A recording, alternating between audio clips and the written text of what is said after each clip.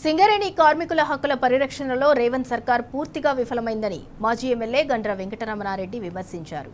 సింగరేణి కార్మికుల సమస్యలపై ప్రభుత్వం కావాలనే నిర్లక్ష్యం వహిస్తోందని మండిపడ్డారు.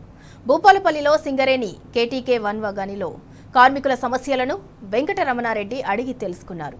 వారసత్వ ఉద్యోగాలు ఇవ్వటంలో ఇప్పటికీ స్పష్టత ఇవ్వలేదని ఆగ్రహం వ్యక్తం చేశారు.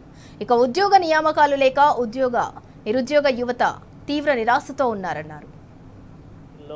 విపరీతమైనటువంటి రాజకీయ ప్రమేయం వల్ల సింగరేణి కార్మికులకు భవిష్యత్తే ఒక ప్రశ్నార్థకమైన పరిస్థితులలో గతంలో కేసీఆర్ గారి ద్వారా వచ్చినటువంటి మెడికల్ ఇన్వాలిడేషన్ ద్వారా వచ్చినటువంటి ఉద్యోగ అవకాశాలు పొందిన వాళ్ళ విషయంలో ఈరోజు విజిలెన్స్ ఎంక్వైరీ చేస్తామని భయపట్టించే ఈ పరిస్థితులలో కార్మికులకు అండగా మేము ఉన్నాం. ఈరోజు రాజకీయ ప్రమేయం అవసరం లేదు. సింగరేణి భవిష్యత్తు యొక్క పరిస్థితి నుంచి గట్టెక్కించడానికి ఈరోజు నిర్మాణాత్మకమైనటువంటి ప్రతిపక్ష పాత్ర పోషించడం కొరకు ఈరోజు కార్మికులను కలుస్తాం, కార్మికులను చైతన్యం చేయడంలో భాగమే ఈరోజు ఈ యొక్క మైన్కి రావడం జరిగింది.